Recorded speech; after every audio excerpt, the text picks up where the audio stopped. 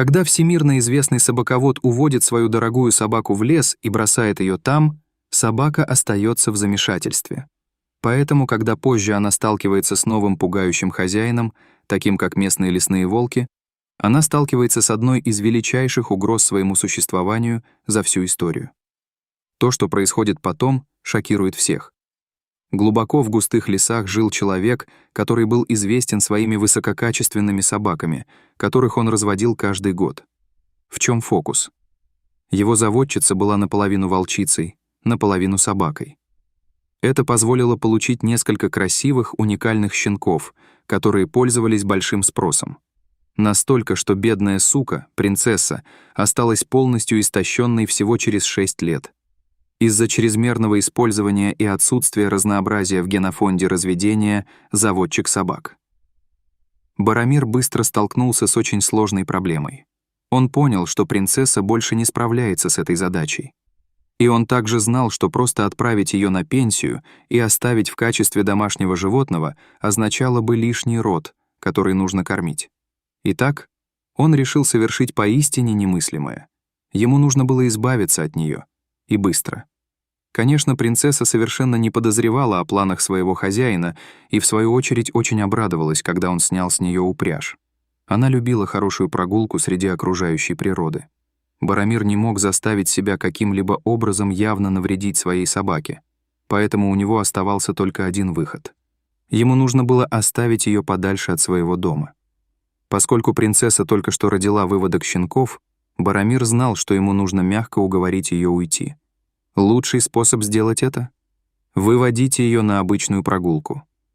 Только в этот конкретный день у него были совершенно другие планы. Пройдя около 30 минут, они начали превышать свое обычное расстояние. Обеспокоенная, принцесса начала смотреть на своего хозяина в поисках подтверждения, что она и получила. Они продолжали еще 30 минут, прежде чем Баромир внезапно остановился. Он крепко привязал поводок к стволу дерева, а затем попросил принцессу сесть. Она сделала это послушно, стремясь угодить своему хозяину, не понимая, что за этим последует. Баромир по-старому потрепал ее по голове и велел остаться. Повернувшись к ней спиной, он просто ушел. Принцесса сначала не смутилась. Она просто подумала, что ее хозяин вернется в ближайшее время. Только когда солнце начало клониться к закату, принцесса начала беспокоиться. Где же мог быть ее хозяин? Что ей было делать? Голодные боли в животе усилились в дополнение к боли, которую она испытывала за спину своего бедного ребенка в лагере, которые, несомненно, были бы очень огорчены отсутствием своей матери. Пытаясь сохранить хоть какое-то чувство надежды и преданности, принцесса просто легла и попыталась немного поспать ночью, надеясь, что следующий день принесет лучшее будущее. На следующее утро она проснулась от того, что на ее голову падали капли воды. Шел дождь, и, судя по тому, что ее окружало, шел уже некоторое время. К счастью, ее толстое пальто помогло ей не промокнуть слишком сильно. Именно в этот момент приступы голода снова отозвались эхом в ее теле, с такой силой, что она забыла о преданности, которую испытывала к своему хозяину, и начала перегрызать поводок, который привязывал ее к дереву. Ей срочно нужно было найти еду. Благодаря своим острым клыкам она смогла разорвать поводок в течение часа и была свободна бродить. Незнакомая с окружающим миром, она уткнулась носом в землю и начала охоту. Ей нужно было найти запах чего-нибудь подходящего для охоты, потому что она очень привыкла, что ей подают еду в миске. К счастью для принцессы, маленькая белочка случайно пересекла ее путь. Этого было достаточно, чтобы продолжить охоту. Всего через 20 минут она выследила зайца и барсука. В итоге это оказалось как раз то, что ей нужно. Зная, что ей нужно немного пресной воды, она попыталась найти местную реку. Только когда она снова прижала нос к земле, на этот раз она уловила запах чего-то, чего совсем не ожидала. На самом деле, это было то, чего она боялась. Запах волка. Хотя, возможно, она сама наполовину волчица. Она была воспитана в домашних условиях и поэтому не была готова вступить в контакт с диким волком, не говоря уже об их стае. Она уже собиралась повернуть в противоположную сторону, когда услышала что-то очень знакомое.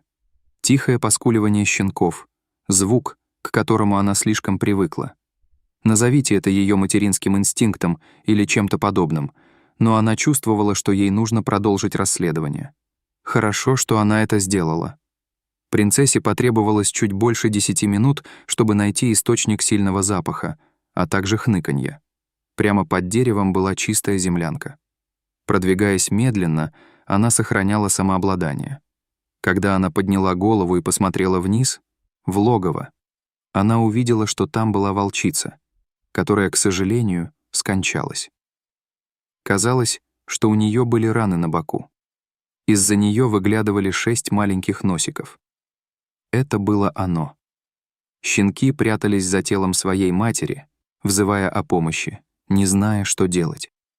Инстинкт принцессы не подвел. У нее не было и минуты, чтобы обдумать, что ей делать. Ее молочные железы набухли от молока из помета, с которым ее разлучили, и этим щенкам нужна была приемная мать. Это была судьба во всей красе. Она вытащила тело матери из логова и увела от них. Затем она медленно устроилась поудобнее в логове, облизывая щенков, чтобы им было удобнее с ней. Они, должно быть, умирали с голоду, потому что им потребовалось меньше 5 минут, чтобы прижаться друг к другу и начать кормление. Это принесло принцессе облегчение, но она также почувствовала себя лучше.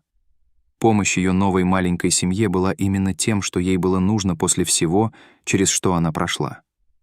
Щенки приняли принцессу как родную мать и быстро выросли в размерах. Принцесса со временем научилась охотиться лучше, так как ей нужно было обеспечивать своих приемных щенков достаточным количеством пищи. Но довольно скоро они стали достаточно большими, чтобы присоединиться к ней в поисках пищи. Им тоже пришлось научиться охотиться, чтобы однажды прокормить себя. Хотя сейчас они были самостоятельной стаей, через несколько сезонов им нужно будет начать расширять свою стаю, если они хотят конкурировать с соседскими группами волков. Принцесса сделала все возможное, чтобы снабдить щенков-подростков всем необходимым, чтобы они могли стать сильными представителями природы. Они грубо играли вместе, учась, как прижать друг друга к стенке, а также успешно выслеживая друг друга без ведома другого. Сами того не осознавая, это самое обучение оказалось более полезным, чем они могли предполагать изначально. Это был таинственный день, из-за которого принцесса чаще, чем обычно, принюхивалась к воздуху. Низко стелился туман, из-за которого видимость была минимальной.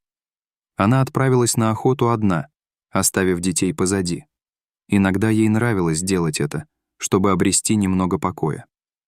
Всего через 20 минут после начала охоты она услышала вокруг себя какую-то возню. Подняв нос в воздух, она почувствовала знакомый запах волков. Это было проблемой. Ее сердце учащенно забилось. Она знала, что у нее нет шансов против стаи волков. Если то, что она ожидала, было правдой, она собиралась вступить на очень опасную территорию. Из тумана появилась темная фигура, направляясь к ней. Это был большой, черный, лохматый волк-самец, который угрожающе рычал на нее. Приготовившись защищаться, из глубин тумана появилось еще больше волков, шокировав ее. Принцесса знала, что у нее нет ни единого шанса. Она подчинилась, пытаясь избежать нападения. Но зубастые волки восприняли это действие неправильно. Это заставило их наброситься на нее.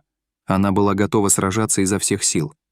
Именно тогда 6 молодых волков выскочили из-за кустов в поле зрения принцессы.